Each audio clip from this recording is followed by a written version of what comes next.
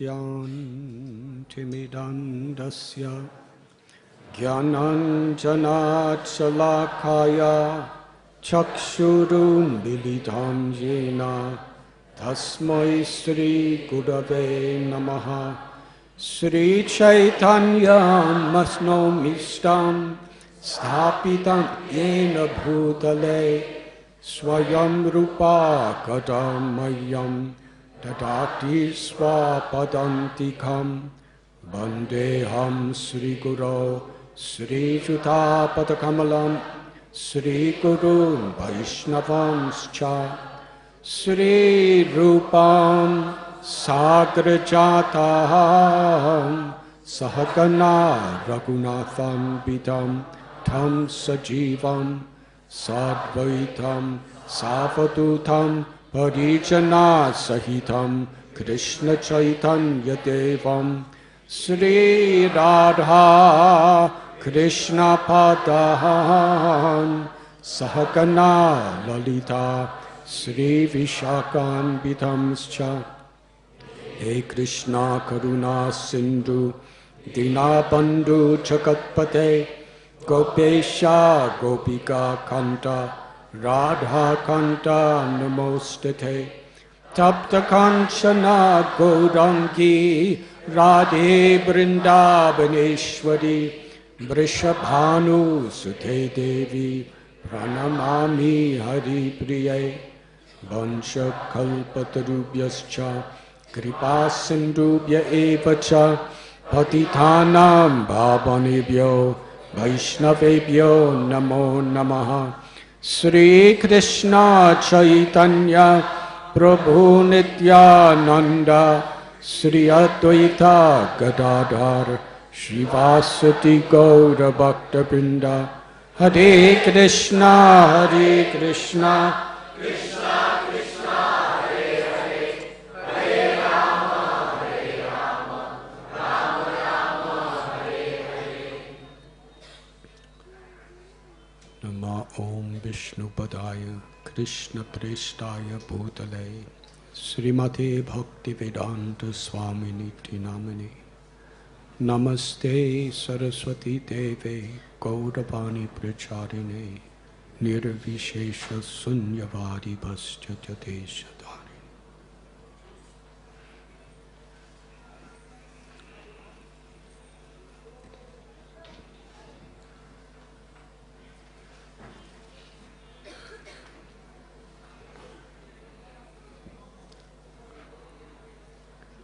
Hare Krishna.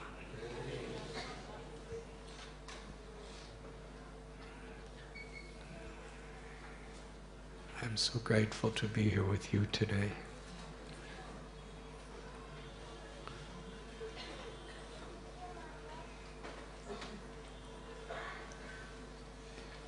Every year on this holy day of Govardhan Puja Diwali, we are on a yatra in a distant holy place of pilgrimage, celebrating. And each year we're always thinking of how we would love to be here at Radha Gopinath temple. Now we're at Radha Gopinath temple thinking how we would like to be in a place of pilgrimage. That's the nature of this world. But actually, there's no place in Brahma's creation I would rather be on this holy day than here with you. Thank you for being with us. And I don't know if you could see, but on the other side of this partition, it looks like all the Brajavasis performing parikrama of Govardhan. Please stand up for a moment to see.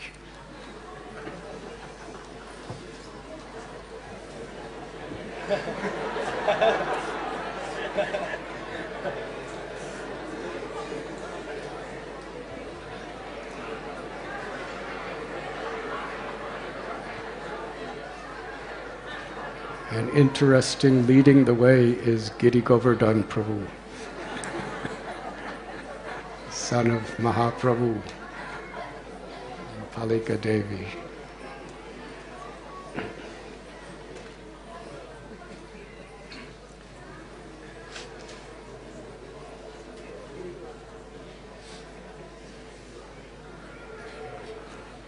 Hare Krishna. Now you can be seated.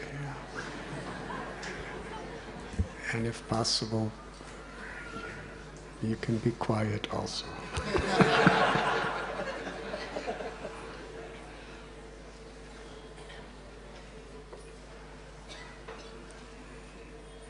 The month of Kartik is presided by Srimati Radharani, who is the ultimate personification and the origin of prem, or ecstatic love. It is from her heart that all bhakti in all spiritual and material worlds is emanating. All the love of God that is potential within every living being throughout existence is part and parcel or expansions of Sri Radha's love for Krishna.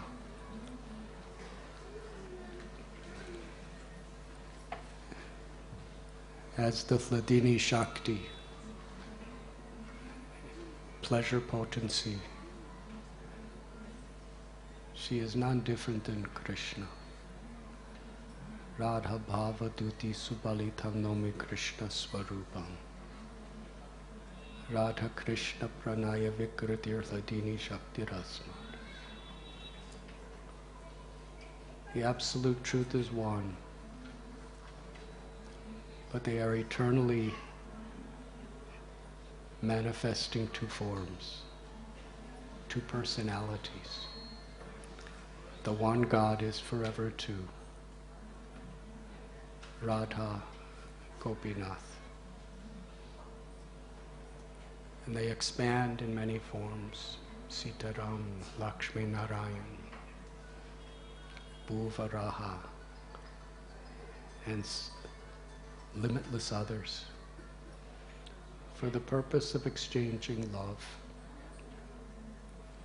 This is not the love that we understand in material world. The love of this world is a reflection of the true love,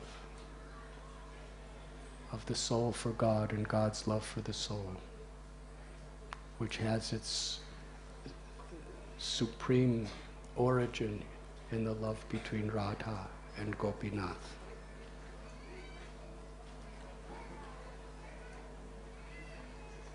Sri Radha is making limitless arrangements for Krishna's pleasure.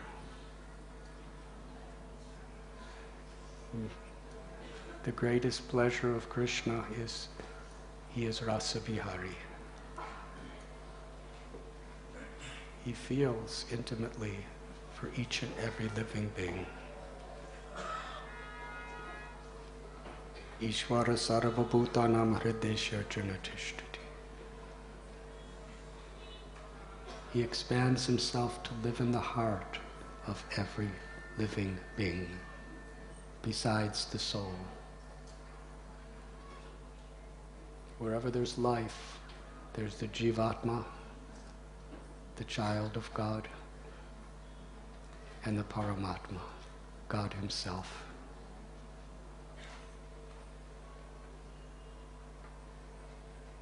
Is there any conception of such love in this world? Birth after birth after birth, from within and without, Krishna never leaves us. He's always waiting for us. Paritranaya sadhunam vinashaya chaduskritam. He appears within this world again and again. The origin of all the true religions of the world throughout history, throughout all the planets, just to remind us of the treasure we've forgotten, to recognize and appreciate his love for us, and to naturally reciprocate with our love.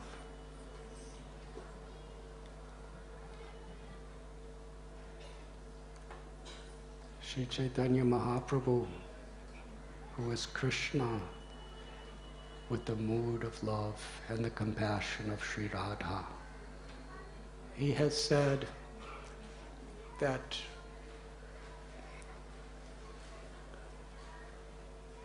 any single devotee who surrenders their heart with love for me, I consider that person more valuable than all the wealth in all the universes, in all of creation. This is God's standard. We are eager for property. We're eager for jewelry.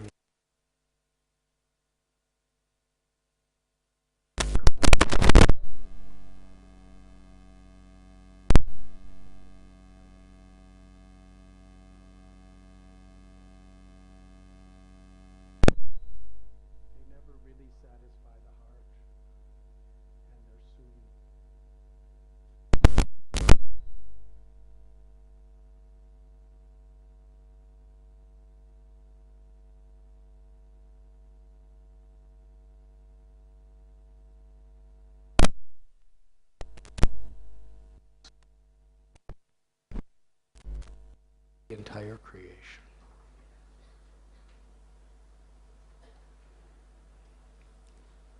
Mamaivam so jiva loke jiva bhuta sanatana. We are all little parts of Krishna. Qualitatively, we are one with Krishna. We are Satchit Ananda, eternal, full of knowledge and full of bliss. Nitya nityanam chaitanas chaitananam eko bahunam yogadadati kamam. But like the sun, he is the source of all sun rays, and we are like those sun rays. Qualitatively of the same substance as him, but always subordinate. Jivera swarupoi krishnera nityadas. Sri Chaitanya Mahaprabhu explained from the basic principles of philosophy to the deepest rasa to Sanatana Goswami. And he built this elaborate teachings on a single foundation, that we are all eternally the servants of Krishna, of God. And there's only one service that pleases Krishna. Samsiddhir Haritoshanam. He is Bhavagrahi Janardana. He doesn't need our intelligence, nor our abilities, nor the influences we have on others. What to speak of our wealth? He only wants our love. And although we are little tiny pieces of Krishna, any one of us, Krishna agrees to be conquered by that love.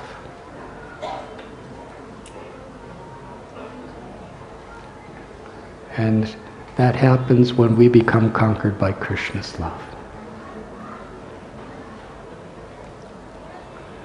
Srila Prabhupada explains that the whole purpose of the path of bhakti and the highest purpose of human life is to become attracted by Krishna. And Krishna is all attractive. Simply by hearing about him, by chanting his name, by serving him, by associating with those who love him, or are striving to love him, that attraction awakens naturally.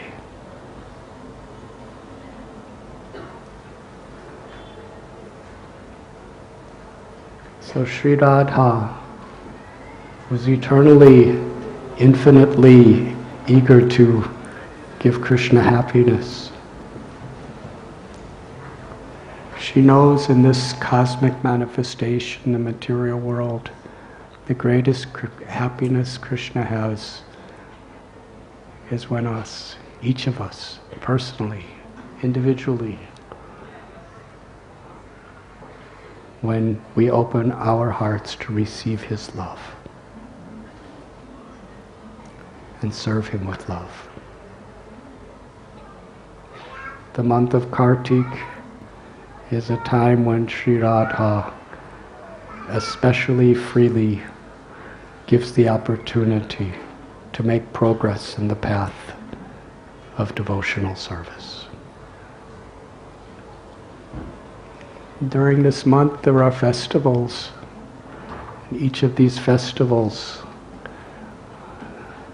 reveals to us particular rasas of Vrindavan. Specifically, how Krishna is conquered by the love of the devotee and how the devotees are conquered by the love of Krishna. The month of Kartik begins with the ultimate manifestation of divine love, Sarat Purnima,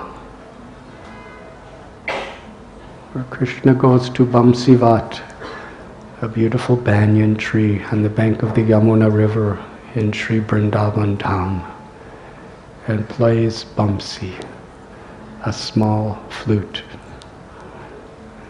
The love of his heart comes through his lips in the form of his breath. And it flows through that flute in the form of the origin and the sweetest of all music.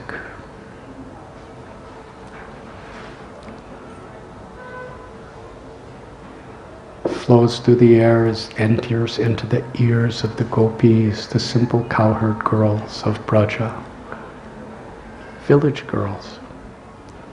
And when it enters their heart, they abandon all their duties. They abandon all causes of fear or social chastisement. They simply want to go to give happiness to Krishna. And it is there on the bank of the Yamuna that they meet Lord Krishna and have their Rasa Leela, an endless dance of the highest perfection of pure spiritual love. And it is there that Sri Krishna, he leaves all other gopis to accept the service of Sri Radha. And there in the Srimad Bhagavatam, Shukadev Goswami establishes she is the topmost of devotees. Srila Prabhupada explains, when we're the servant of the servant of the servant and live in a mood of compassion toward others for God's pleasure, then Sri Radha will take that devotee, whoever we are, whatever our nationality, whatever our race, whatever our sex, whatever our social background. These are all temporary material things. The soul is eternal. The soul is transcendental. She brings that devotee to Krishna. And this is what she'll do for each and every one of us if we just let her. And she'll say, Krishna, this devotee is better than me. Please accept her or him. And because of the power of her love, Krishna must accept.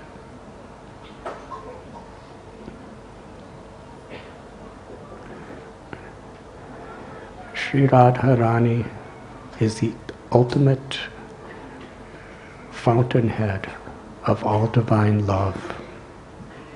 She is God. She is the absolute truth. And she's thinking that any devotee who sincerely serves is better than her. So what is our position? To think ourselves better than anyone. It means we really don't understand. The greatest impediment to pure devotion is ahankar, the false ego. We want to be the enjoyer.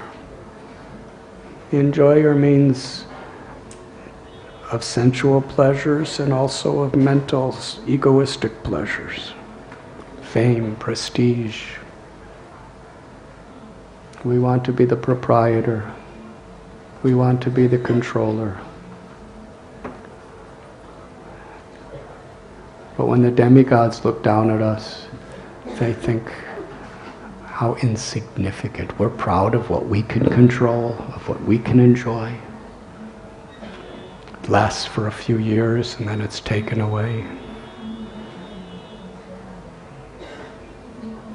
But in the spiritual world, they don't give any significance to the demigods controlling. Because the spiritual world is where we give up this desire to be the enjoyer,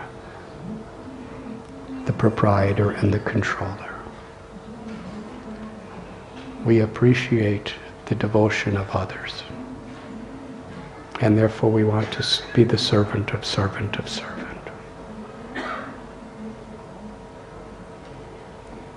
Kartik begins with the Rasa Leela of Shri Radha Govinda and the gopis in Madhurya Ras. Then there is the appearance day of Radha Kund, Bahulastami, when the most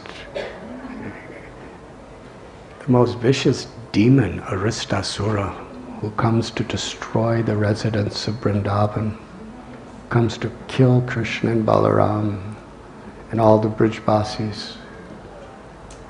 From his hoofprint, the holiest of all holy places is manifest, Shamakund and Radhakund.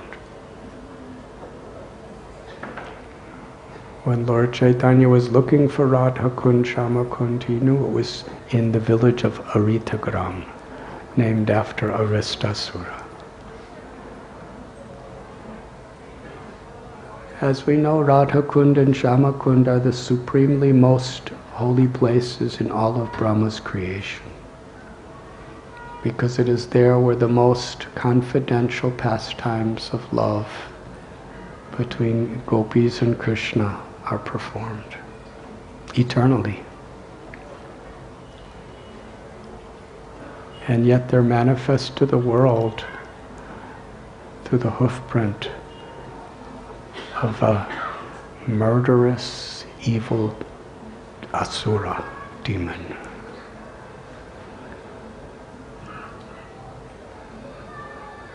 So we can speak about the Rasik pastimes that take place on the banks of Radhakund and within the waters of Radhakund. But first we should understand that even calamities and setbacks and crises that come in life, they actually can be the basis for bhakti to grow.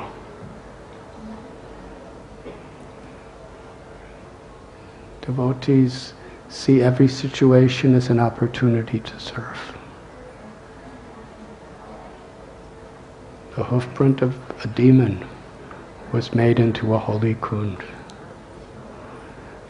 And similarly, when people are not nice to us, Adhyatmaka, Adhidaivaka, Adhibhautika. Miseries caused by other people, other living beings, by our own health, physically or mentally,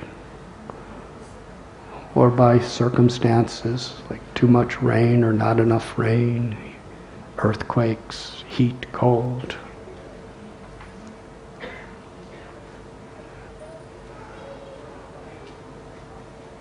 Whatever it may be, devotees look for the opportunity to grow in their bhakti through that situation. Ahoitaki apratihata. Real bhakti is when we are not motivated by egoism or selfishness. And we simply want to continue our service, our hearing and our chanting in a positive mood, not in a complaining mood, in a positive mood, even in difficult situations.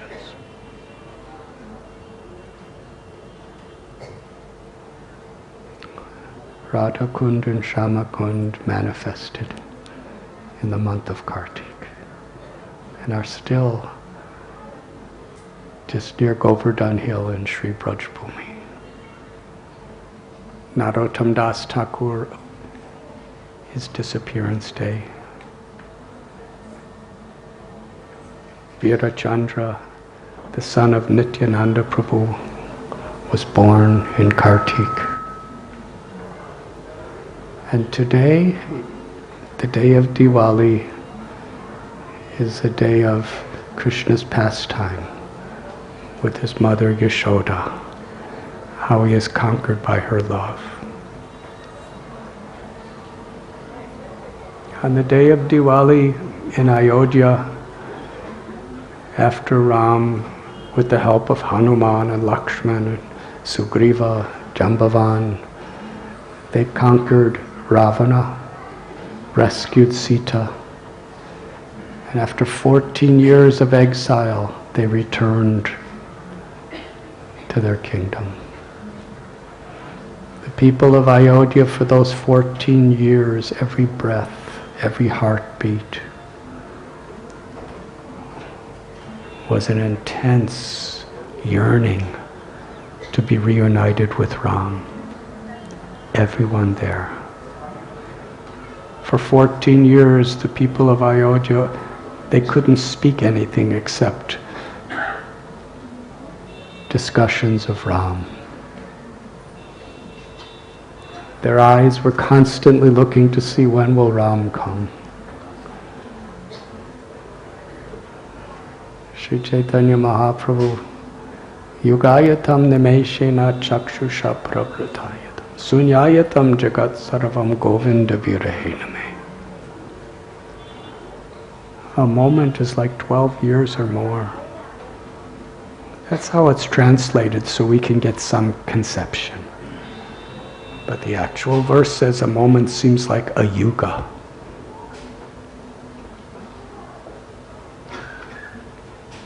Satyayuga is millions of years.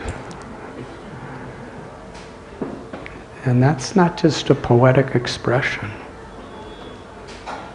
That's what, when we love Krishna, that's what a moment is like. The gopis of Vrindavan, they chastised Lord Brahma. They're village girls. To chastise Lord Brahma? How many of you have chastised Lord Brahma?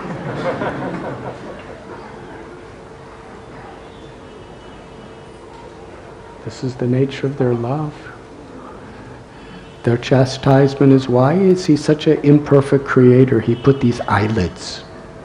Because this nimesh, this amount of time of an involuntary blink where the lower eyelid touches the upper eyelid, it's about 1/12 of a second.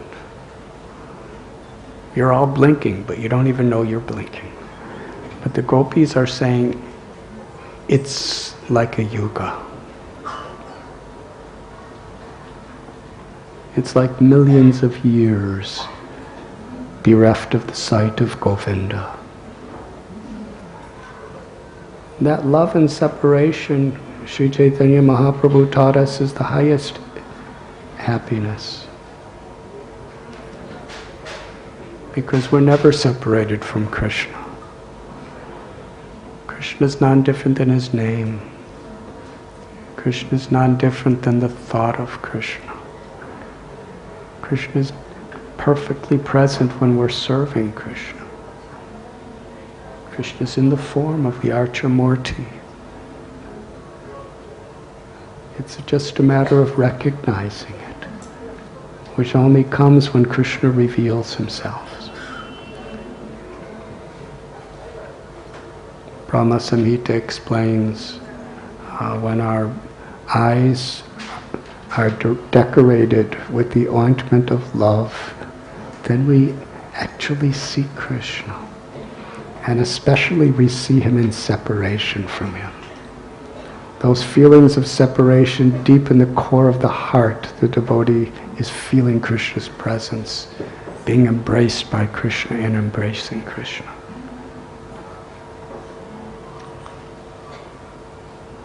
So the residents of Ayodhya, in a similar way, they are waiting each moment, when will Ram come? And on the day of Diwali, Ram comes. And they light up with little lamps, the lamp of their love, the lamp of their gratitude, the lamp of their willingness to serve. That is Diwali. It is that love that dispels all the darkness of ignorance forever. It is that light that brings us into the realm of truth beyond death.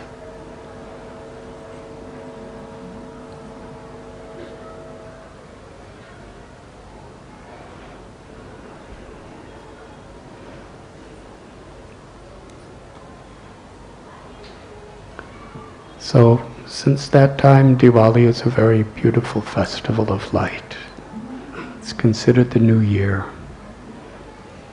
when the Lord returns. And in Vrindavan, on this day, Yashoda Mai, she decided to personally rise early in the morning to make a special offering of fresh, sweet butter for Lord Gopal, who was just a little child.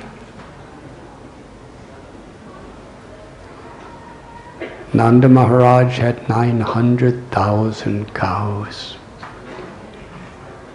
And there were 7 or 8 of those cows which were the most special, because they were fed the most fragrant, delicious grasses that Yashoda Mai would grow herself.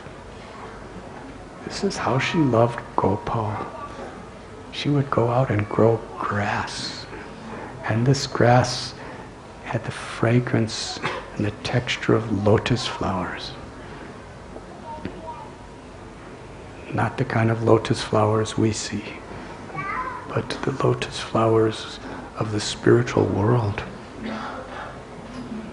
And the cows would eat that grass, and it was so nice, it was so soft, it was so sweet, it was so fragrant, it was so nutritious. And Yashoda Mai, after milking those cows, she took that special milk and made it into yogurt, dahi, with her own hands. The day before. And on Diwali morning, she rose early to churn it into butter.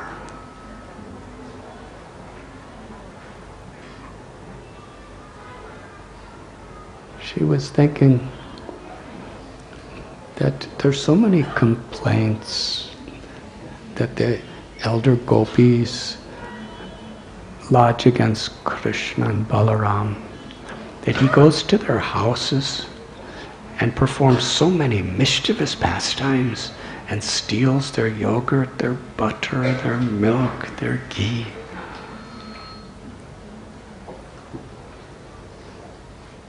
And those gopis, when Yashoda Mai would threaten that I will somehow keep Krishna home, they would say, no, no, no, don't do that. They would simply make their ghee. They would simply milk their cows, make their butter, their dahi, only with the hope that Krishna will come to steal it. When our hearts become soft and sweet like that butter, then Krishna will steal our hearts. His name is Hari.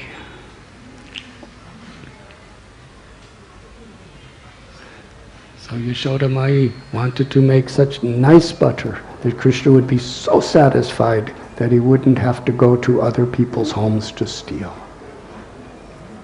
She was churning. Shukadeva Goswami describes it so beautifully.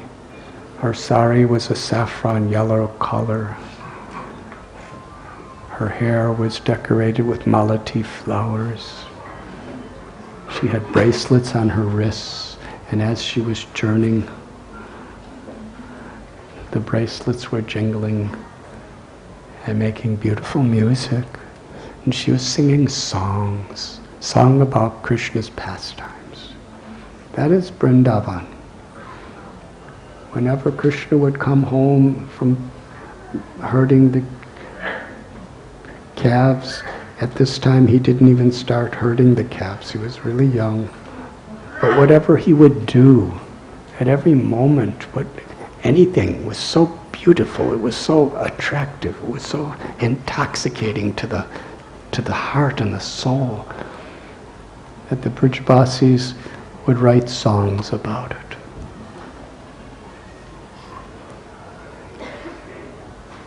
If a breeze would move a single one of Krishna's hairs, that would be such a wonderful experience. They would write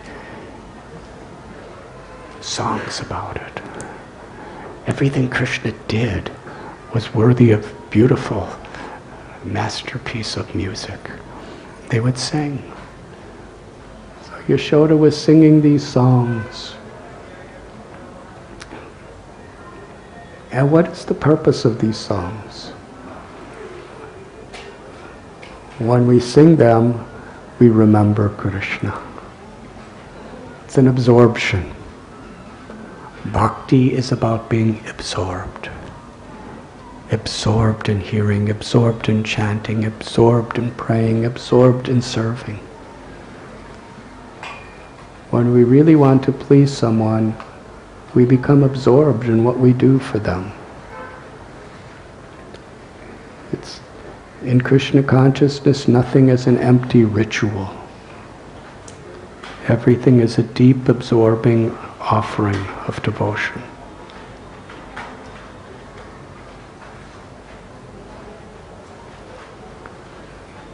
So as she was singing the songs, and the music of her bangles were accompanying her, and the sound of the churning of the yogurt was also keeping beautiful melody. It was like a little orchestra. She was so absorbed in remembering Krishna that milk began to flow from her breast. And Krishna, who is sleeping, is really never sleeping. He became hungry for that milk. Because the milk is her love. The milk is not just some material liquid. It's the manifestation of her love. Krishna's hungry for the love of his devotee. So he came to that spot. And he came before Yashoda, just little Gopal, and held the churning rod and looked at his mother. That right now I am the priority. So he crawled upon her lap, and she placed him very gently and began feeding Gopal the milk of her love. As she was doing, she was looking at Krishna's face, the ultimate perfection of all beauty, the source of all beauty, the infinite, ever-expanding, beautiful face of Krishna, who was so happy, tasting her prem. Suddenly, in the next room, she was boiling milk from those special cows. It was boiling over. She could hear it. It was going into the fire.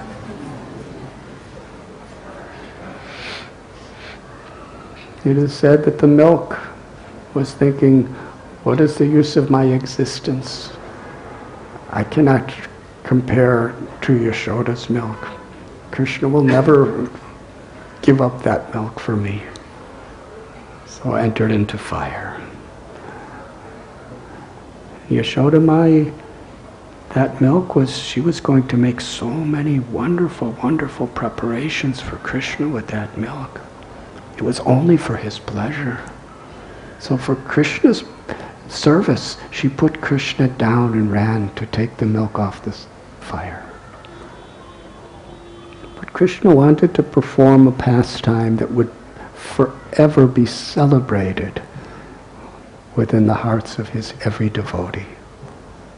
So he took the opportunity, where he became very angry. How is it possible?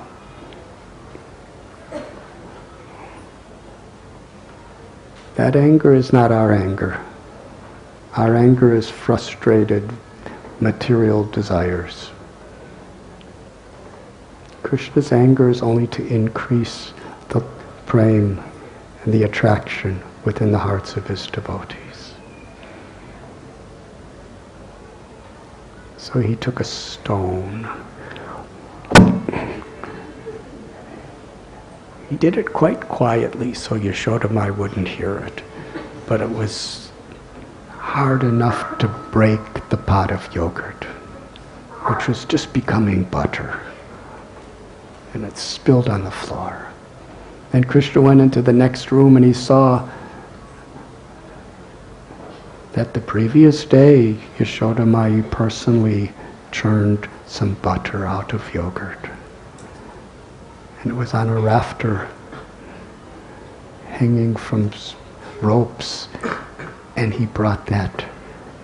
And he brought it to a wooden grinding mortar and sat on the grinding mortar to eat it. Meanwhile, Yashoda Mai, after she put the pot down off the stove, she came and she saw Krishna wasn't there. There was a broken pot. There was butter all over the floor. And she immediately understood that this is my Gopal. And she saw little butter footprints. And she traced them, followed them.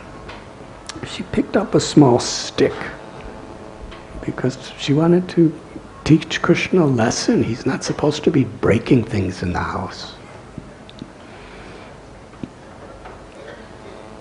She went into another part of the house of Nanda Maharaj, and there she saw Gopal sitting on on an upside down grinding mortar that was used to grind spices, and he was feeding butter to the monkeys of Vrindavan. They were very happy. The monkeys were taking the butter right from Krishna's hand and their hand, and they were eating and taking more, and Krishna was feeding them, and he was eating it himself and feeding the monkeys. It was a very beautiful scene. Yashoda Mai saw that. She also saw that the whole time Krishna was eating butter and feeding monkeys butter, he was looking from side to side in fear of his mother. Yashoda Mai smiled. It was just so beautiful. The sweetest of all sweet. Krishna looking around, so nervous. Very quietly from behind, she walked toward Gopal. And suddenly Krishna saw her, and the monkeys, they started screeching.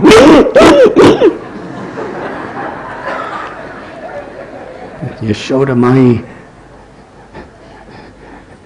tried to catch Krishna, but Krishna, as soon as he saw his mother with a little stick, he jumped off the grinding mortar to run away. He was running. She was running after him. It is explained by Shukadev Goswami that Krishna, he's faster than the speed of wind. He's faster than the speed of mind. Even the greatest of yogis and jnanis, no one could catch Krishna. Yashoda Mai was running and running. But Krishna allowed himself to be caught by his mother. Krishna's conquered by the love of his mother, Vatsalya Ras. He started to cry. Tears were pouring from his beautiful lotus-like eyes. They were mixing with the black mascara that was put around them. And the tears were becoming dark color, and they were streaking his beautiful body. His limbs were trembling. His lips were quivering. And he told his mother, "Please, I admit that I have stole the butter. Please put down that stick. Don't punish me."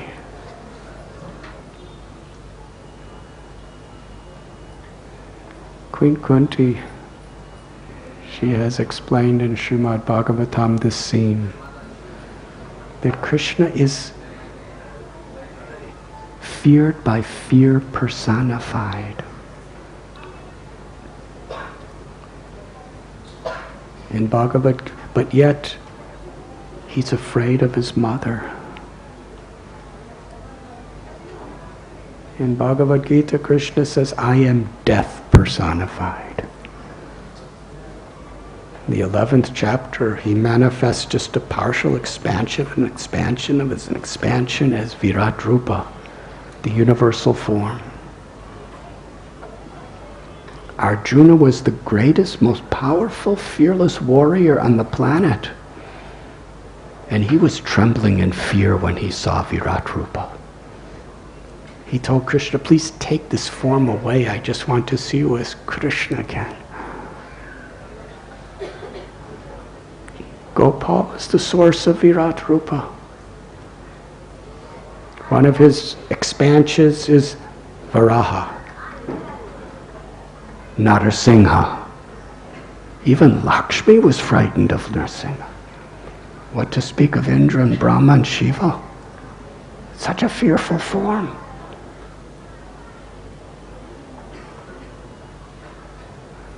But yet the Almighty, Supreme, Absolute Truth, the source of all other avatars, the Avatari, Krishna, is actually feeling fear of his mother, and he's trembling, and he's crying.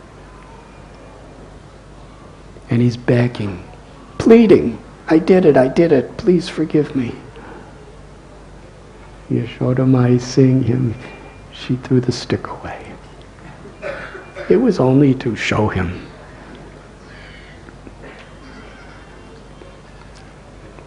He said, "Krishna, because you associate with monkeys, you have become like a monkey."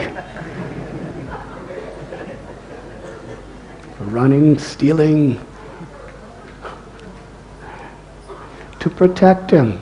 She had so many duties to perform for his seva. She told Krishna, I'm going to tie you up. She had a beautiful silken rope that was used to tie the calves when they were too naughty.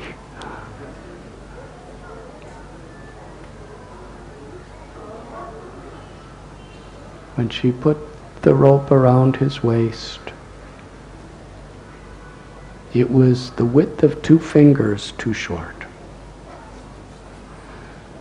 She got more rope and tied it to the original rope.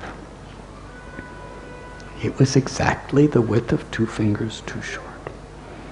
She tied more and more and more rope to all of that rope, and it was still exactly 2 fingers width too short. Soon other gopis started coming, and they were seeing this incredible festival of ropes. They started bringing all their ropes from their houses, and there were mountains of ropes. And all the gopis were watching in total astonishment. There was over 150 feet of ropes tied together. And it was still the width of 2 fingers too short. The gopis were telling Yashoda Mai that do not you see it is not Krishna's destiny to be tied today. You'll never tie him up. But she was endeavoring so much. She told her friends that I must see how many ropes it takes to bind the waist of my child. It was incredibly awakening, the intensity of her love, because she's not thinking Krishna as God. She's thinking Krishna as her child. And yet the rope is 100 meters long. And yet his waist is, she said, his waist is only the size of my fist. And it's not growing bigger. How is it all this rope does not go around his little waist?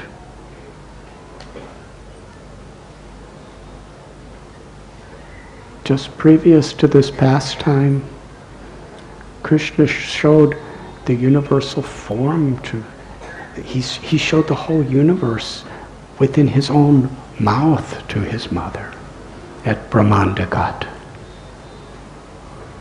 When he ate dirt and she looked inside, he showed the universe, and his mouth didn't get any bigger.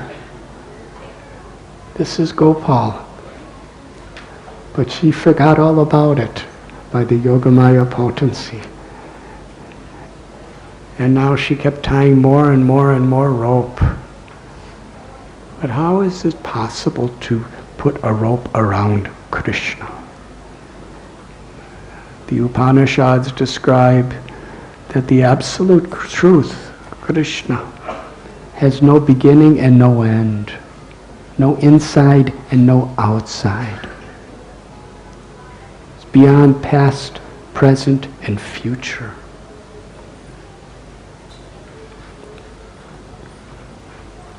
He's Ananta, unlimited.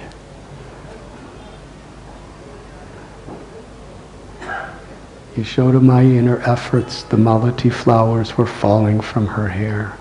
She was perspiring. Her sari was becoming loosened. Krishna, overcome by his mother's love, allowed himself to be bound around his waist. His name, Damodar, one who was bound around the waist by the love of his mother.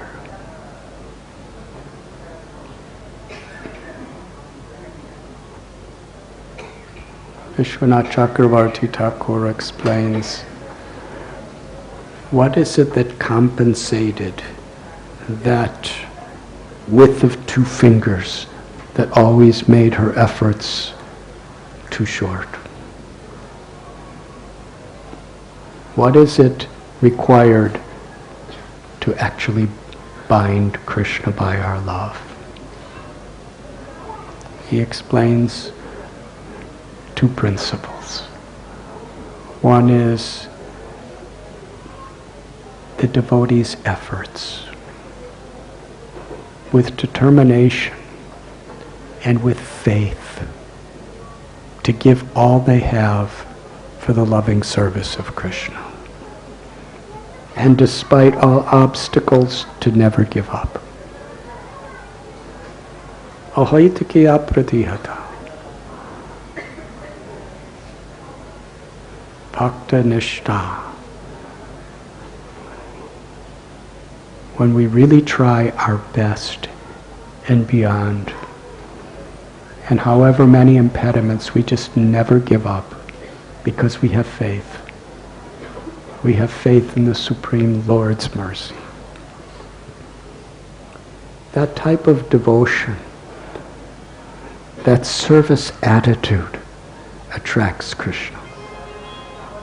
And when Krishna is attracted by our sincere efforts, then kripa, he bestows his mercy. And these are the 2 principles that bind Krishna: the sincere efforts of the devotee and the mercy of the Lord.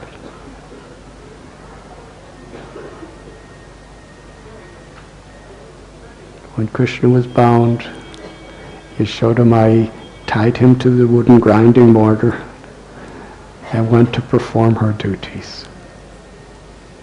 And when she was gone, Krishna looked into the courtyard and saw the Yamala Arjuna, 2 trees, and they were gigantic trees. They were there for hundreds and hundreds and hundreds of years. Thousands of years. Gigantic trees with deep roots, towering into the sky, standing right next to each other. And Krishna recognized them. They were cursed by Narada Muni. In previous life, they were Nala Kuvera and Manigriva, the sons of Kubera. They were devas, demigods. Because of their physical beauty, their wealth, their strength, their knowledge, they were proud. And when Narada Muni came walking by, they were bathing with ladies with no clothes on, heavenly ladies. The heavenly ladies jumped out of the water because they were embarrassed to be in that state in the front of a great sage. Nala Kuvera Manigriva didn't care anything, because they were proud. What is the greatest danger of arrogance? That we don't respect others. Amanina manadena. A devotee is one who offers all respect to others. But when we're blinded by arrogance, we don't see the good qualities in others. We're just thinking about ourselves all the time. And we make offenses. So Narada Muni, out of his causeless mercy, he cursed them to be trees. But they weren't like most trees, because Manigriva and Nalakuvera had the full consciousness of demigods, but they were trapped in these bodies as trees and they couldn't even move. But after a long, long time, by Narada Muni's grace, Krishna performed his pastimes, and they happened to be right in Nanda Maharaj's courtyard. So they were seeing Krishna perform all these leelas. Krishna crawled between the trees. The grinding mortar got stuck, and the trees fell to the ground, echoing, not like me. It's like an earthquake. And Krishna was smiling, he's just crawling. And from the trees came the forms of Manigriva and Nalakuver and their demigod swarups. And they offered prayers.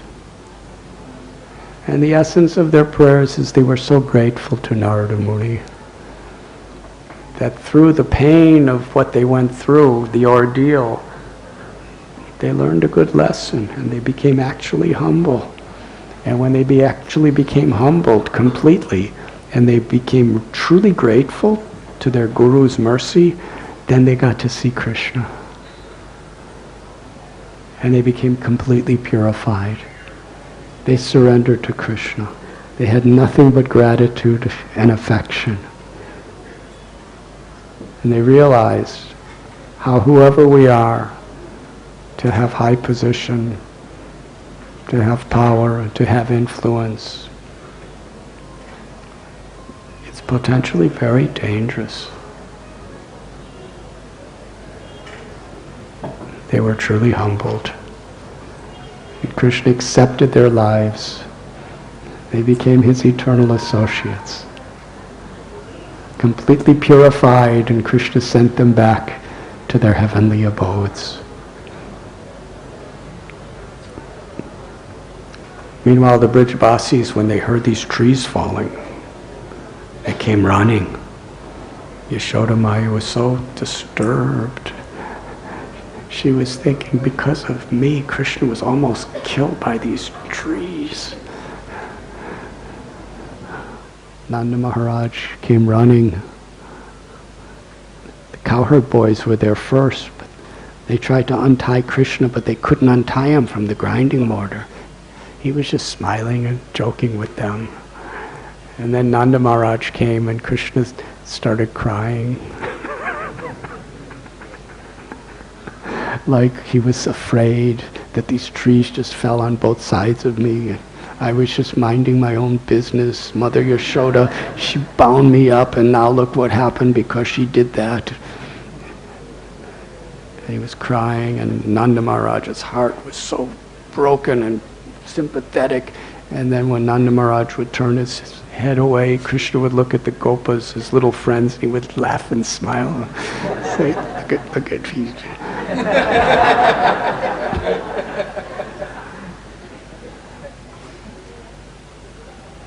Nanda Maharaj untied Krishna with the love, because it was tied with the Vatsalya love of Sri Yashoda Mai. It was untied by the fatherly love of Nanda Maharaj.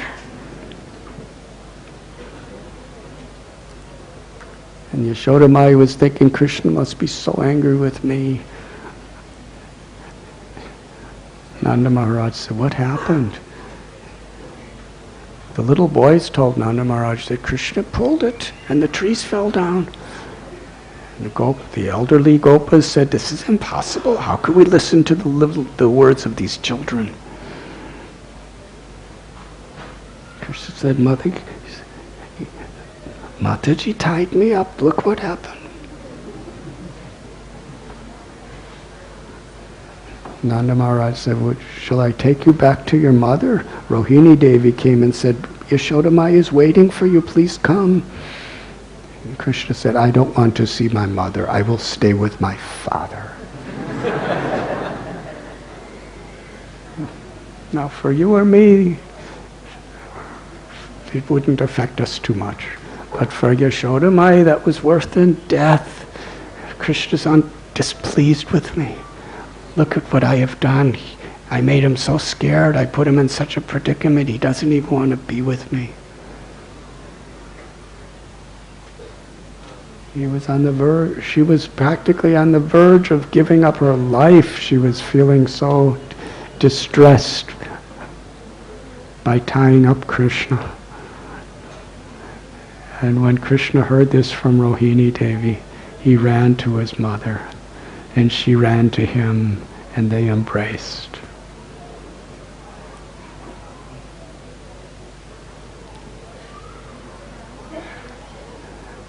This is what happened today on Diwali, and what is happening eternally in the hearts of those devotees who reside in the Bhav, the love of Vrindavan.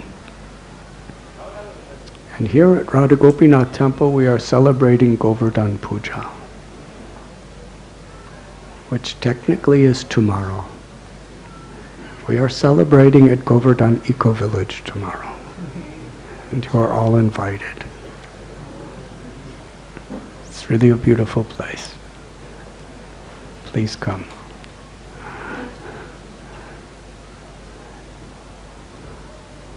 But I guess I should start the lecture now.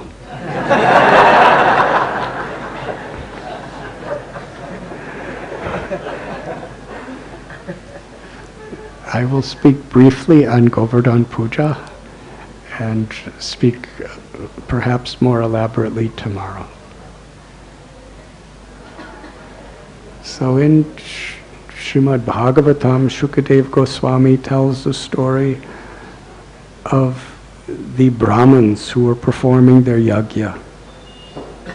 They were performing their yajna to please the devatas, the demigods, for material prosperity. And Krishna sent his little friends there to get some food, but they did not. They're Brahmins who are gurus, who are pandits. These little cowherd boys, they were not relevant, considering that they were performing these very high-level Vedic yajnas. So Krishna told the cowherd boys, go to their wives. And the Brahmins' wives, when they heard that Krishna was hungry, their hearts melted. They never saw Krishna before. But when they would go to get fruits and flowers from the marketplace, they would hear the gopis talk about Krishna.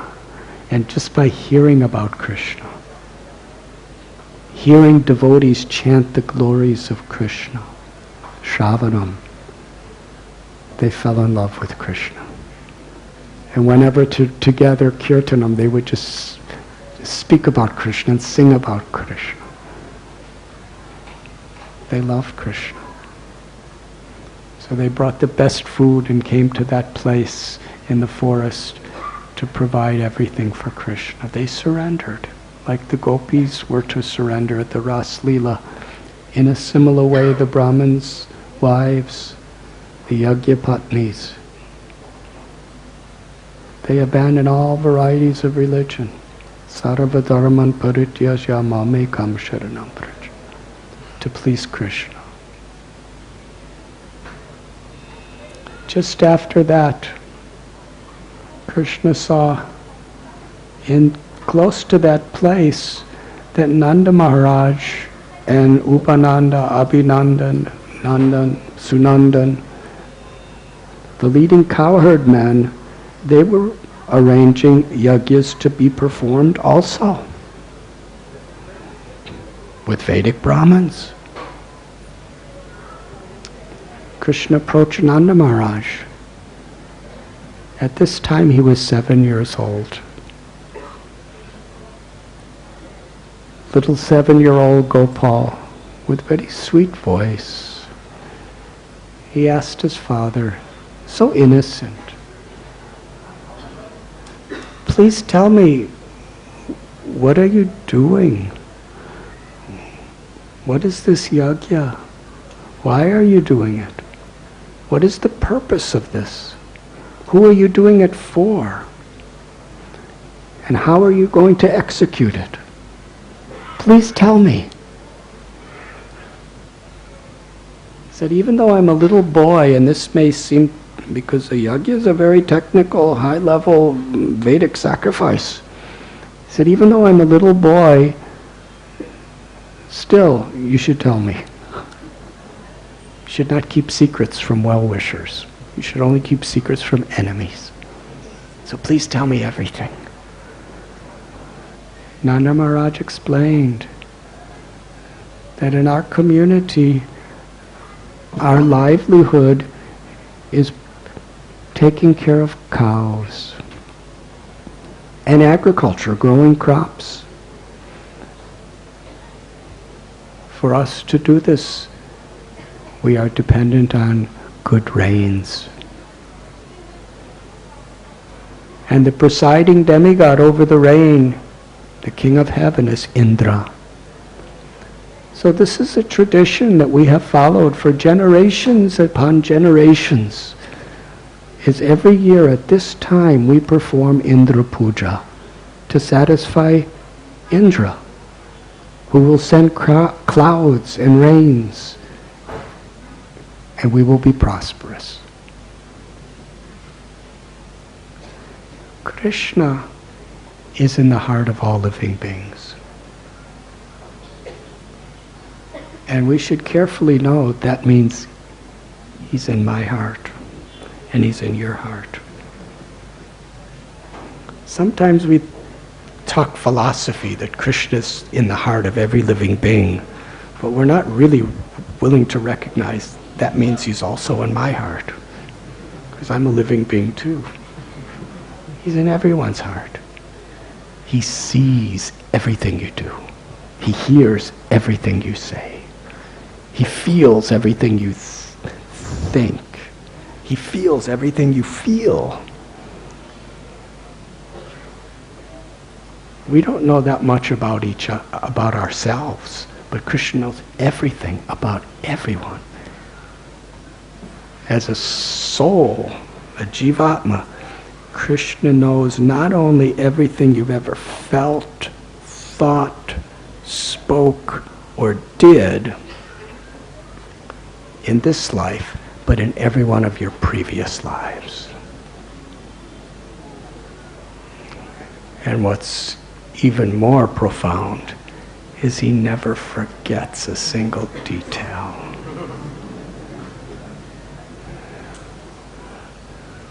Hare Krishna.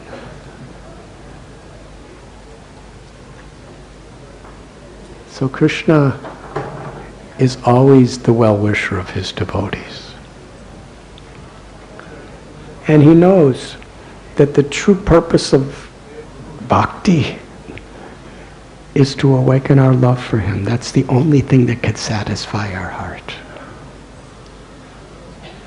And the devatas, the demigods, are Krishna's devotees who are entrusted with incredibly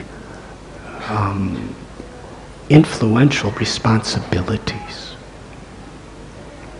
Indra is the king of the Swarga Loka and the rains. But being a king of heaven with incredible beauty, incredible power and wealth, and every type of sense gratification, limitlessly more than we can even imagine on this little earth planet, he became arrogant. He became proud. In the Bible it is said, pride cometh before the fall. When we have arrogance, we're already fallen. Everything else is just a detail that will take place. So he was arrogant. And Krishna, he wanted to cure him. It's like we have doctors from Bhaktivedanta Hospital, right? Seeing assembled here today. We have our operation theaters. You get some anesthesia and then surgery. And sometimes surgery, they have to cut you open. sometimes they cut your heart open. And to get to your heart, they have to cut your chest open.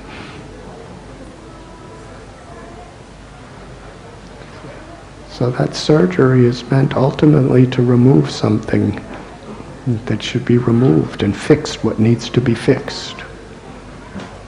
So Krishna is the ultimate surgeon. How to fix Indra. For you or me, if we start getting arrogant, somebody's just going to tell you, just shut up. Who cares? And we think, if you're living in brahmacharya ashram, somebody's going to crush your arrogance. If you're living in grihastha ashram, the purpose of a wife and the purpose of a husband and the purpose of having children and in-laws and grandchildren is they're meant to crush your ego. So instead of fighting it, just surrender and be happy. But when you're Indra, who's going to crush your ego? Every now and then, Hiranyakashipu or somebody like that. But Krishna saw there was arrogance. So he made a very special plan. And he told Nanda Maharaj, his little child talk, very sweet, talkative. He said, actually, there's no need to worship Indra. Because whatever we're receiving in this world, whether it's good or bad, it's all reactions to our previous karma.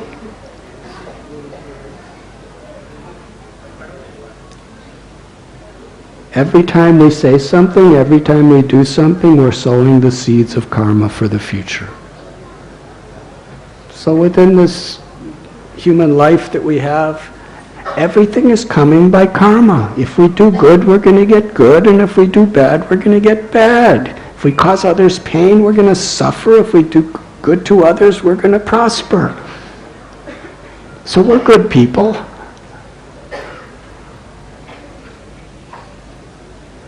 And according to our karma, we have a special svabhava. We all have a conditioned nature.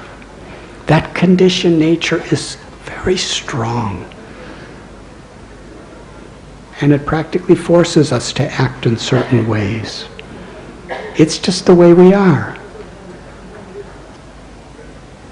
So the whole world is going around because of this. We're getting reactions to our karma. We have our nature, and that causes us to react to certain situations in a certain way. There are three modes of nature: goodness, passion, and ignorance, sattva guna, rajaguna, tamaguna. And everything in this creation is under the influence of these three modes of nature. Clouds are created by the mode of passion. And they pour rain. If we have good karma, if because of our good nature we're doing our duties properly, then Indra, who's a demigod, he just has to supply what our karma is. Even the Supreme Lord just supplies according to our karma, according to the modes of nature, and according to our nature.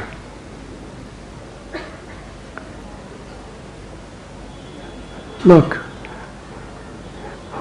what yagyas are the oceans doing? And they don't even need water. And there's torrents of rain falling in the ocean. And the rocks and the mountains, they're just inanimate beings. They're not doing yagyas. And there's just as much water falling on them as here. So Indra's just bound according to the modes of nature and according to people's karmas just to provide. So why should we offer this puja to Indra? We don't need Indra. We don't need Indra at all. If we perform our duties properly, everything will be auspicious. And Krishna explained a little of the Varnashram system. The duty of Brahmins is to study the Vedas, to perform yajnas, and to teach others. The duties of Kshatriyas are to protect all living beings and to protect the earth and to administrate. The duty of Vaishyas is farming, agriculture, commerce, protecting cows, and banking. And the duty of the Shudras is to serve others and assist in that way. So we are Vaishyas. And our particular livelihood is protecting the cows. And the cows require grass. Govardhan Hill is providing the best grass. And the Brahmins, they are providing the direction and insight for all of us. So we should worship the cows, the Brahmins, and Govardhan Hill. Dear Father, let us have Govardhan Puja. Take everything that you have arranged for Indra Puja, which is very, very elaborate, and use it all to worship Govardhan Hill. Nanda Maharaj said, well, why don't we do Indra Puja first? It's traditional. It's all our forefathers have done. And then we can do this Govardhan Puja later. Krishna said, no, forget Indra. Just take everything and give it to God.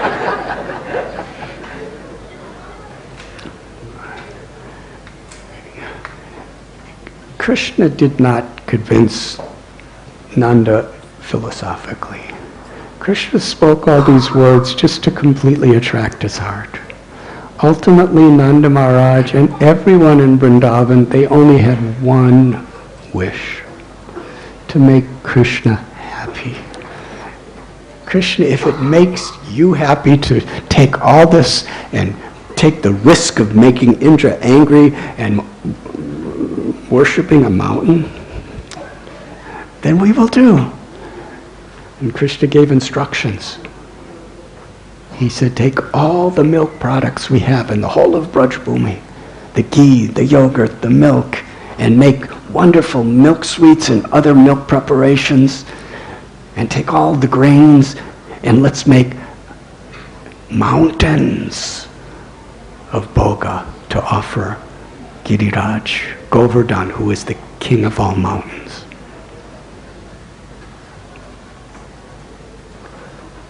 So we should take cakes and rice and make lakes of liquids, sabjis, vegetables, mountains and mountains and mountains. And after we make this anakuta, we should have the Brahmins perform their yajnas. And then we should offer the anakuta to Govardhan, then feed the Brahmins, then feed the Brijvasis, then feed everyone, the monkeys and the dogs, everyone, sumptuously. And then we will all do parikrama of circumambulating Govardhan Hill. Because after all, Govardhan is our best friend. So this was a great celebration. Nanda Maharaj exactly followed everything Krishna prescribed. They made mountains and mountains. The mountain of rice was covered with so much ghee, it was glistening in the sun. The anakuta was, actually there was acres and acres of mountains of food. Bhoga. It's huge quantity, unbelievable quantities. It was so beautiful. And meanwhile, the Brahmins, as they were preparing, they were performing their sacrifices and chanting Vedic hymns and mantras. And Nanda Maharaj arranged, after it was all done, for everyone to be fed. Wonderfully. Everyone. Then all the Brijabasis had their best clothes on. They were singing beautiful songs. At a certain point, actually, before they fed everyone, as the mountains of food were there, Krishna, just to show the world forever that he's none different than Govardhan Hill, he personally manifested himself on top of Govardhan. What an amazing sight for everyone. Gopal revealed this gigantic form. And he was walking on Govardhan Hill. He was as big as the mountain. He was not different than the mountain. And Krishna looked up and he said to the Brijabasis, just see, Govardhan is so pleased by all of our service that he's manifesting a personal form just for us. And just see, with his gigantic, incredible arms and hands, he's eating all the food that we made. And Govardhan was reaching miles. And Krishna said, his mouth is enormous, but yet he's so beautiful with lotus-like eyes. And Govardhan ate all the Anakuta. And then again manifested it as Mahaprasad. For more details, come tomorrow.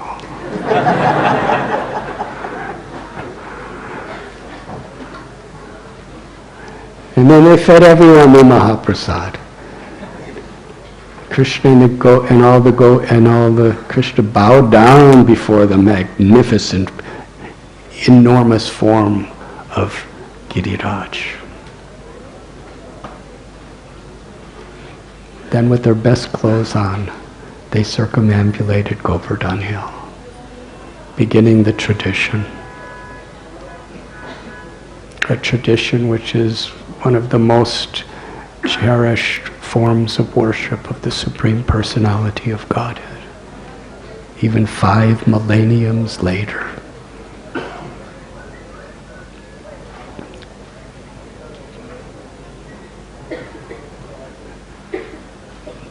The young Gopas, they had their cows and their calves, and they were herding them around in the front of the parikrama. There were musicians playing beautiful instruments, traditional instruments. There was dancers dancing. All the cows, 900,000 cows, and then there's other people's cows. They had each cow, their horns were plated with gold. They had silken sheets with jewels over their backs.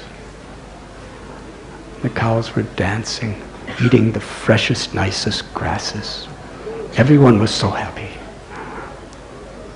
The Brahmins were chanting mantras. The cowherd boys were singing, dancing, and making jokes with Krishna. The elder gopis were riding on ox-driven carts, chariots. And this way, there was the most festive, joyful celebration of circumambulating Govardhan. And after everything was done, they gave in charity to the Brahmins who performed their work, their seva. And all the Brijabasis were in so much happiness. It is described that the Jivatma is infinitesimally small, but in relation with Krishna, that Jivatma is experiencing unlimited, ever-expanding happiness.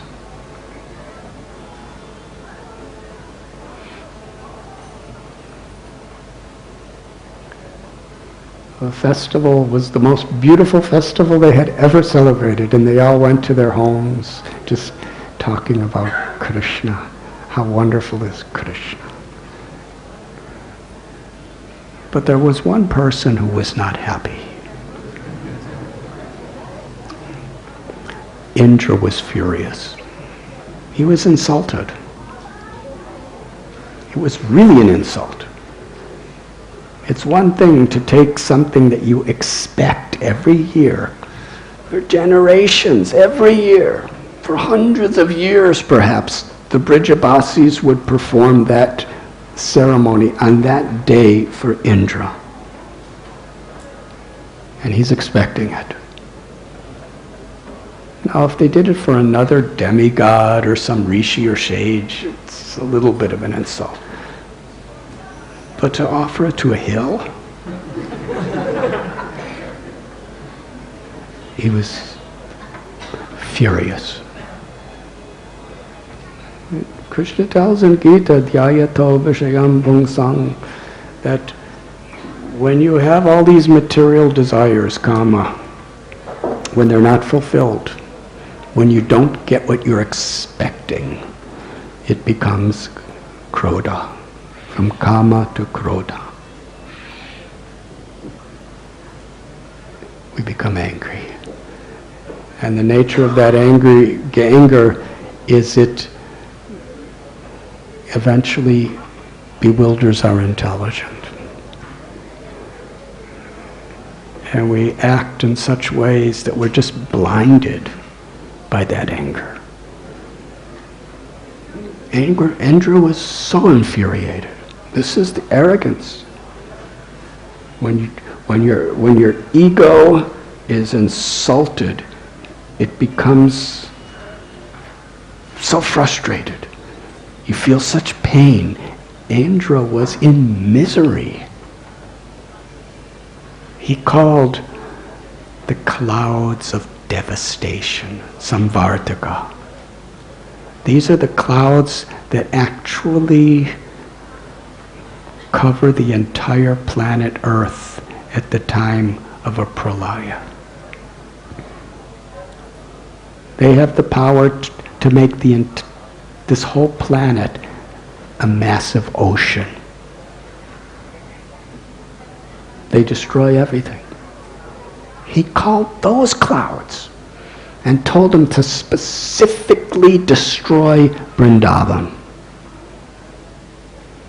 He said these Brijabasis, headed by Nanda Maharaj, because of their prosperity, because of their opulences, they have become so puffed up that they think that they could insult me.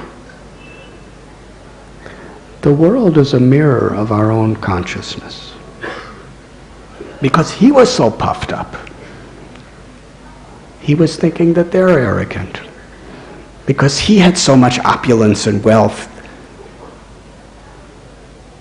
he was thinking they must be like him.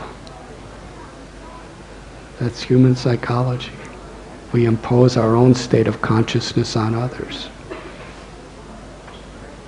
Because they have so much, they think that they have the power to insult me. They must be destroyed. I will teach them a lesson. Go to Vrindavan and destroy everything. Teach them this lesson. Instead of worshiping me, they're listening to this talkative little child, Krishna.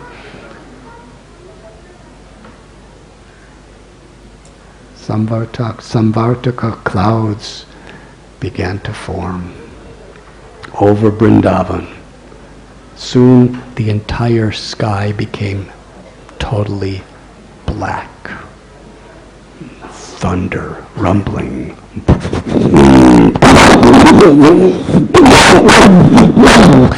And lightning crisscrossing everywhere. The Brijabasis were seeing this. They never saw such lightning, thunderstorms, thunder, black clouds, then torrents of rain. How was it raining? Srimad Bhagavatam explains it was coming down like columns. Kavi Karnapur explains the rain was like from this, imagine this, a river that's so over-flooded, that's behind a dam, and that river has such a massive quantity of water, it breaks the dam and flows. It was with that force that water was coming from the sky. It was like a massive river that was ferociously just breaking a dam and pouring down at high speed. It was flooding everything. And there was massive winds. It became freezing cold. Sometimes the rain was like the various trunks of a banyan tree just pouring down. Then the rain became hail, large balls of ice crushing down. The Brijabasis were freezing cold. Cows, trying to protect their calves, were standing over them, covering their little calves' heads with the skin that is under their necks. The cows are crying and trembling in the cold, and the calves, fearful as anything, are crying under their mother's protection. And the bulls are massive pieces of ice cracking against their back, and columns of water falling upon them. They're looking at the black sky, roaring.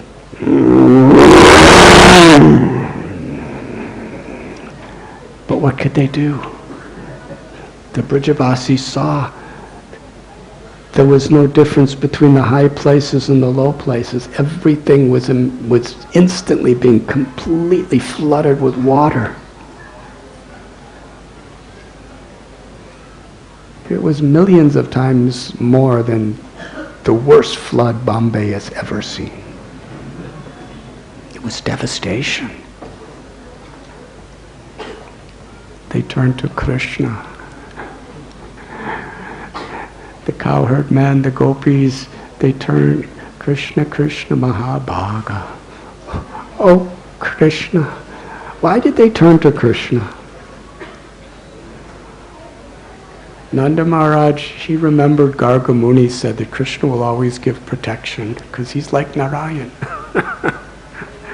So, even though they never thought of Krishna as God, somehow or other they always felt Krishna would protect them. Krishna, look, see how the cows are suffering. And see how all of us are suffering. Indra's angry, please protect us. And Krishna was thinking, because of Indra's false ego, he's so infuriated, he's trying to destroy my whole village and my whole family. I will teach him a good lesson. And then by Krishna's Yogamaya potency, there was a pathway where there was no rain at all. And Krishna went to Govardhan Hill. and as effortless as a child lifts a mushroom over his head, Krishna lifted the Govardhan hill. As he lifted Giriraj, the king of mountains, it made a tumultuous sound that reverberated everywhere. Just think, this is an enormous mountain being lifted off the ground. Krishna lifted Govardhan hill with one hand, and with the tip of the little finger of his left hand, he held it above his head and smiled. Another analogy used in Srimad Bhagavatam is Krishna lifted the hill as effortless as a gigantic elephant lifts a lotus flower. Krishna completely peaceful, smiling. He invited the Brajbasis that, look, Giriraj is so happy that we worshipped him so nicely and gave him that anakuta, so much nice food, and we did pujas for him, and we were singing for him and dancing for him. He's so happy. Now he's giving us shelter from Indra's rain. He's become an umbrella. Please come and bring all of your animals and bring all of your valuables, and let us be together under Govardhan hill. All the Brajbasis came. And what they saw was incredible. The valley under Govardhan hill, it wasn't like just a hole. It was all green with auspicious plants and flowers and gardens and crops growing. There were beautiful lakes with lotuses under the hill. And there was dirt falling from the ends of the hill to make a boundary so no water could get in. And Sudarshan Chakra wanted to do seva for Krishna, so he was and drying up the water before it hit the ground, so nothing came under the hill. Now all the Brajbasis, all the cows, the gopas, the gopis, everyone, the goats, the buffaloes, the birds, they were seeing the beautiful darshan of Giridhari, Krishna, in a threefold bending form with his hand raised, lifting Govardhan hill and smiling upon them.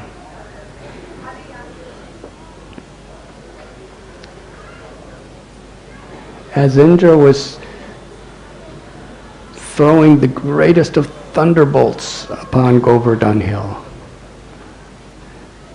and massive rivers of rain were smashing it, and hurricane-like winds were blowing upon it, Govardhan, who's a person, Krishna manifested himself as the person of Govardhan, didn't feel the slightest inconvenience because he was touched by Krishna's finger.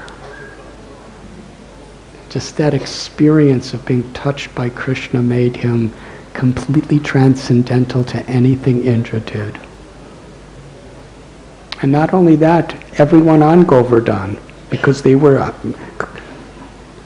Govardhan was connected to Krishna's finger, like parampara.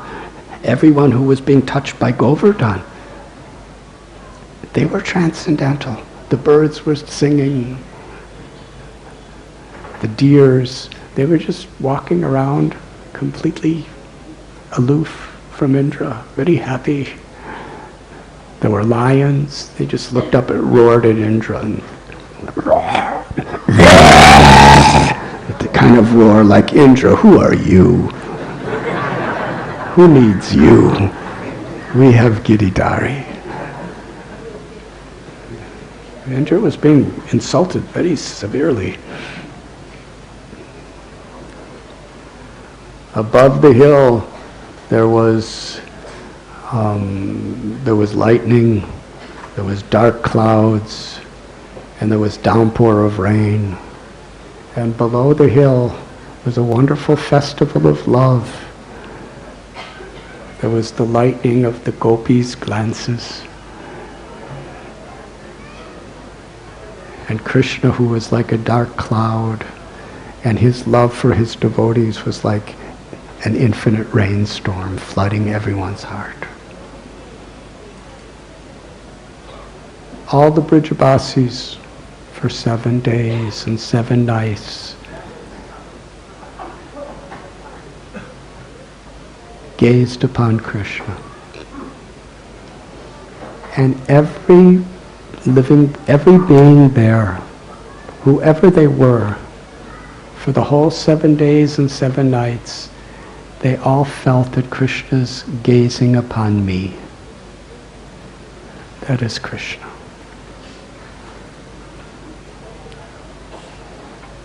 Now ordinarily, Krishna would meet gopis at night. But then during the day he would be with his friends. But then at night the friends would feel separation from him. In the day, the parents would feel separation from him.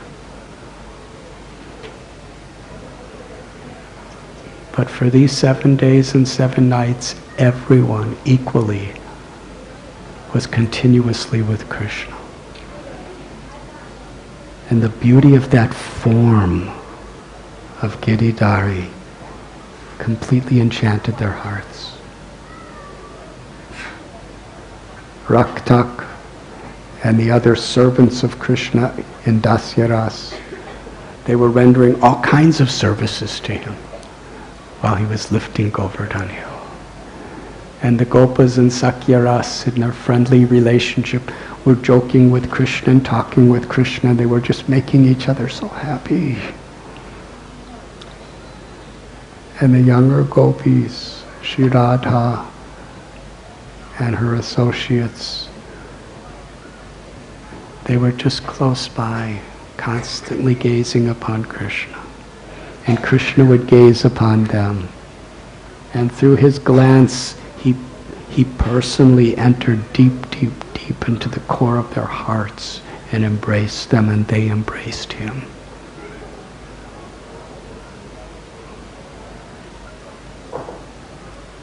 All of the various relationships were being fully reciprocated between Krishna and his devotees.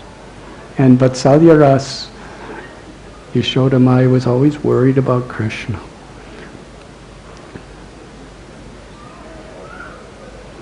In one place she prays, Gopal, why are you so impudent and mischievous that you insulted Indra?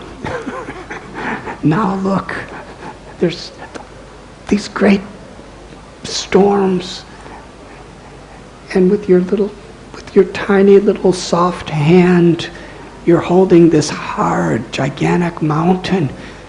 It must hurt. You must be tired.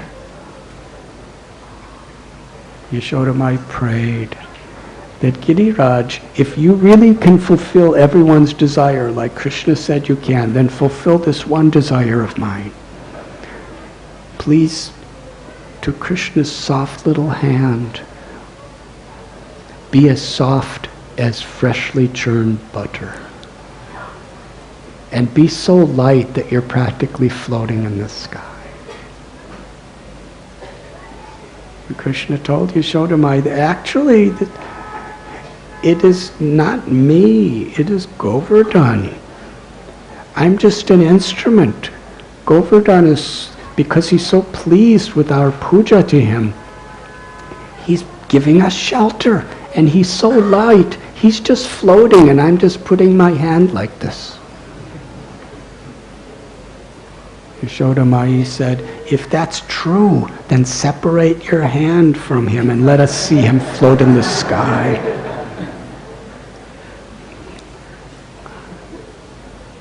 Yashodamai was constantly trying to bring Krishna food to eat, to put in his mouth. And as Krishna was holding Govardhan Hill with his left hand, with his right hand, he took his flute from his belt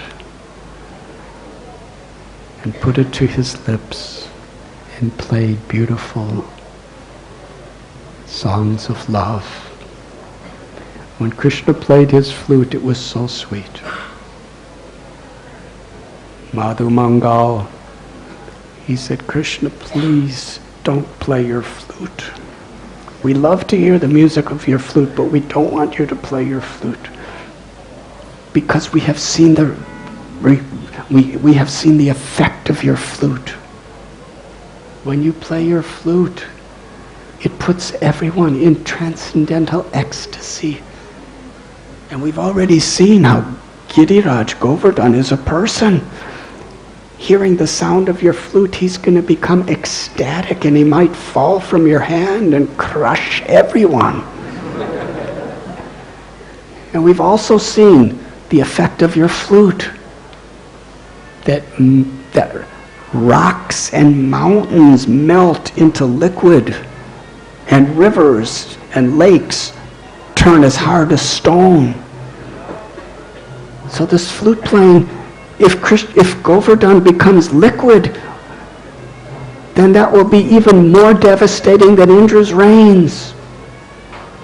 Another Gopa, he said to Madhu Mangal, that Govardhan is very sober. He's very patient.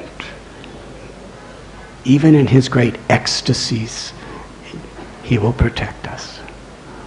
Krishna played his beautiful flute. And as he was playing, he was glancing upon each devotee, and every devotee was glancing upon him. Each cow was feeling Krishna personally showering his love upon them. Everyone. And when Sri Radha glanced in a special way upon Krishna, it affected the beauty. Because Sri Radha's body, it's described by Ramananda Rai in Chaitanya Charitamrita, her clothes, her jewels, every limb and every feature of her body, it is Satchidananda, it is spiritual, it is a manifestation of her love for Krishna. Every part of Sri Radha is an aspect of her ecstatic, infinite, ever-increasing love for Krishna. So upon seeing Sri Radha and the beauty of her glance, Krishna began to tremble. When that trembling, Govardhan Hill began to shake. And the elder cowherd men picked up their sticks. Krishna's getting tired. And they all put their sticks under Govardhan Hill. And they were thinking that they were holding it up. Madhu Mangal he was chastising them. He said, it's only because he's experiencing the ecstasy of his love for Radha.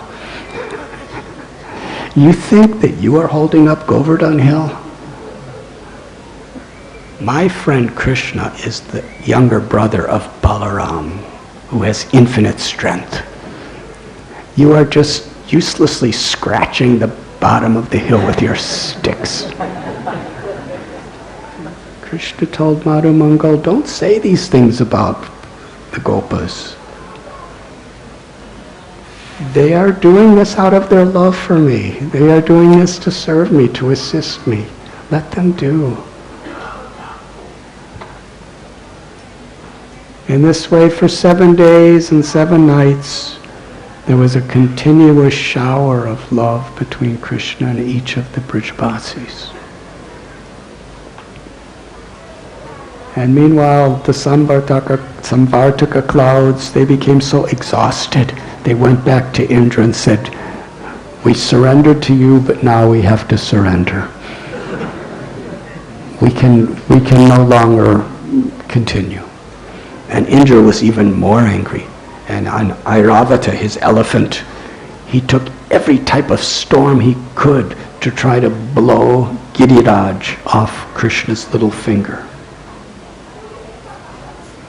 But in those 7 days and 7 nights with the worst hurricanes ever seen, the greatest rainstorms, because Govardhan was so pleased with Krishna's mercy upon him, in the form of Haridas Varaya, a servant of Krishna. In that whole 7 days, Indra did not have the power to separate a single leaf from the tens, hundreds, and thousands of trees on Govardhan. Did not have the power with all those winds to uproot a single blade of grass out of the hundreds and millions and trillions of blades of grass. He did not even have the power to move a single grain of dust.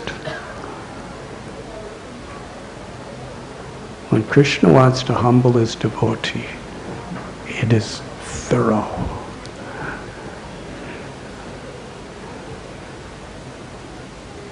Indra realized that this talkative little Gopal is Bhagavan. He's the Supreme Personality of Godhead. He's the cause of all causes. He's the source of everything. And I tried to kill him. I tried to destroy everything dear to him and everyone.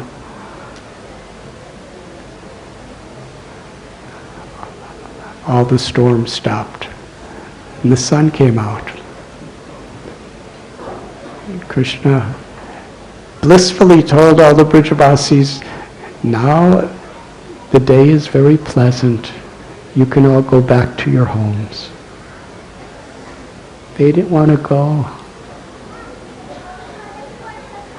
Constant vision of the form of Giridhari.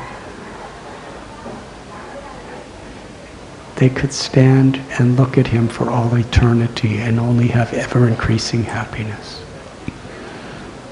But as their seva to Krishna, they all left the hill. And when they were all gone, Gopal effortlessly and so gracefully placed Govardhan Hill on the ground just the way it was before. And then after everyone went home, he went to a secluded place with some of his friends. In one of the forests near Govardhan. Indra was feeling so ashamed. He approached his guru, Brihaspati. Brihaspati told him, Indra, you are a fool. Krishna's the supreme object of all love. He's the creator, maintainer, and destroyer of everything that exists. He is descended from the spiritual world to give mercy to all living beings, and you try to destroy him and his village? You should go to Lord Brahma, the original guru of the entire universe. Indra went to Brahma.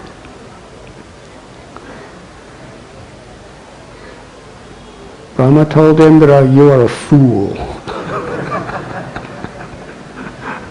What have you done? You can't approach Krishna directly after your offenses. He will only forgive you if someone who loves him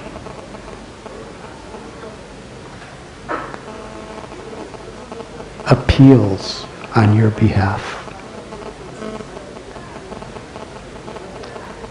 You should approach Surabhi. There's a Goloka within this material world, which is the planet of the cows in the heavenly worlds. Just as there's a Goloka in the spiritual world beyond this world. Indra went to Surabhi and begged her, please on my behalf, approached Krishna. Surabhi was so happy. Here is Indra, the king of the heavens, with the mother cow. He surrendered to the hooves, the lotus hooves of the cow. They approached. And Krishna just, because now that Indra was humbled and seeking rectification, Krishna did not want to humiliate him anymore. Krishna wanted to spare him any further humiliation. He only humiliated Indra just to get him to the point where he was willing to surrender. But after he surrendered, Krishna wanted to make everything as easy as possible. So Krishna alone went to a secluded place. The place is today called Surabhi Kund. And there Surabhi approached Krishna. And she offered beautiful prayers. Said, Indra, he's come to surrender his heart to you. And it was only then that Krishna looked toward Indra. Indra offered prayers. And ultimately, like Nala Kubera and Manigriva, he was grateful. Yasyaham anugranami harisheta dhanam shanai. Krishna tells, when I want to give my highest mercy to a devotee, I take away everything they have.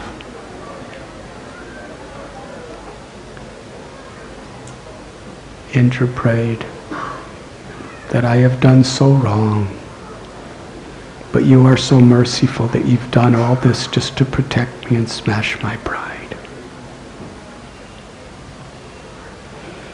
Krishna forgave him. Told Indra to go back and perform his service.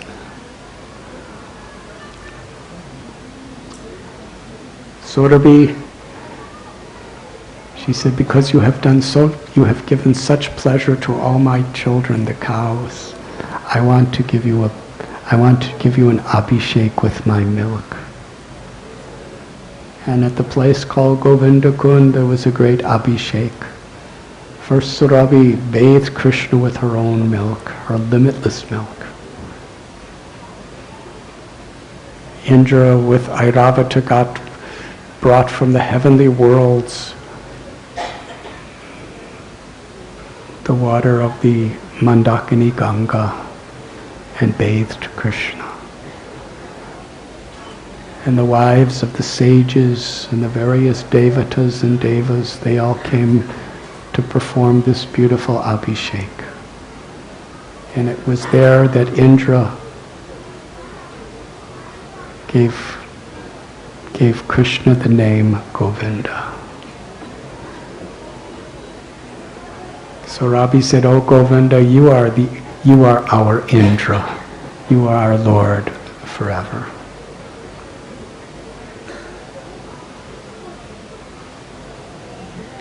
Govardhan Puja is the most beautiful celebrated festival in all of the world for the devotees of Krishna. All of you are looking at this incredible mountain, this Anakuta of Prasad, and you must be thinking, why is this lecture so long?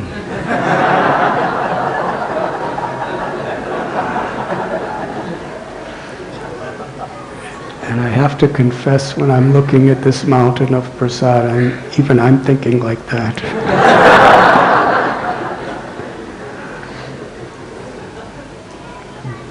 But Srila Prabhupada, as our Acharya,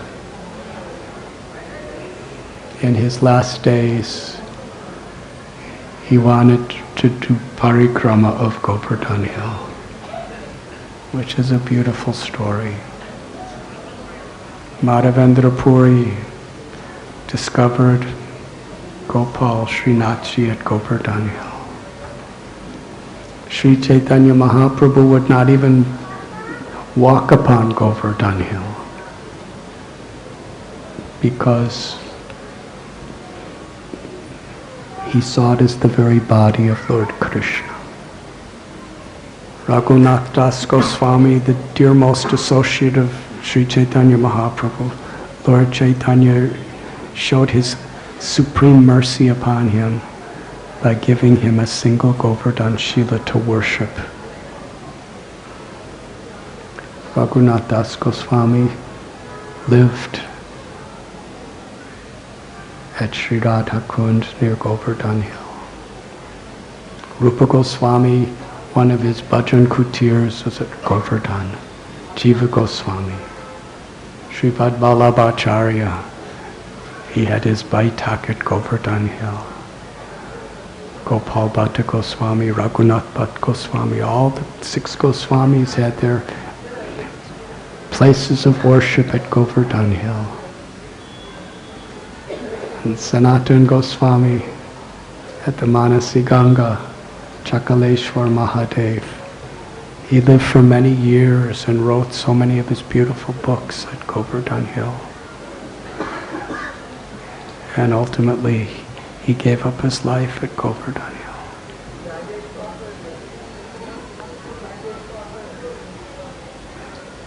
These great personalities, while they were at Govardhan, they would do the full parikrama every single day.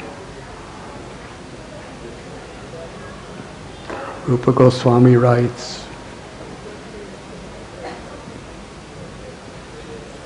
that in this entire creation, the earth planet is the best because the Lord comes here in so many manifestations. And in the earth planet, Bharat, India is most holy. And within India, Mathura Mandala is most holy because that's where Krishna appears and performs his Leela. And the forest of Vrindavan is most holy because Krishna performs his most intimate Leela. And in the forest of Vrindavan, the holiest of all holy places is Govardhan Hill, where the most confidential sweet pastimes between the Gopas and the Gopis of Krishna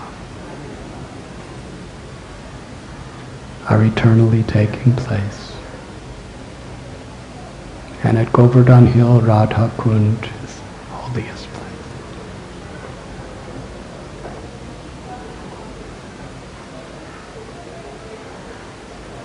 Tomorrow at Govardhan Eco Village, we will discuss some of the history of Govardhan Hill, if you'd like to come.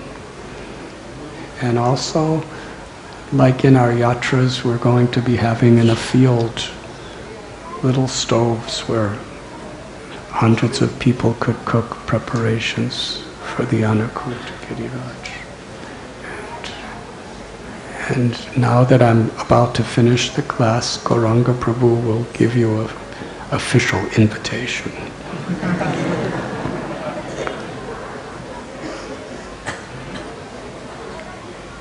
These beautiful festivals that we celebrate at Radha Gopinath Temple by the mercy of Srila Prabhupada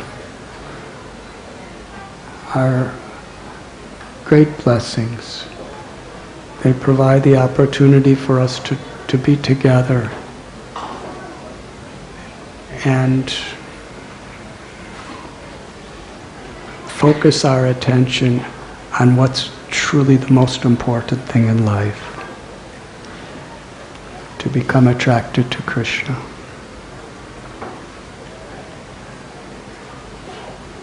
Vrindavan are the pastimes of the Lord that he manifests once in a day in Brahma. Wherever we remember them, wherever we sing about them, wherever we speak about them, we actually can enter into Vrindavan. When we share Vrindavan, Tatra Tishtami Narada Yatra Gayanti Mad Bhakta, we can actually enter the bhav of Vrindavan and become attached to Krishna, become attracted to Krishna. through our sincerity, our humility, our deep desire to serve as the servant of the servant, and our deep faith in the holy names and the Vaishnavas.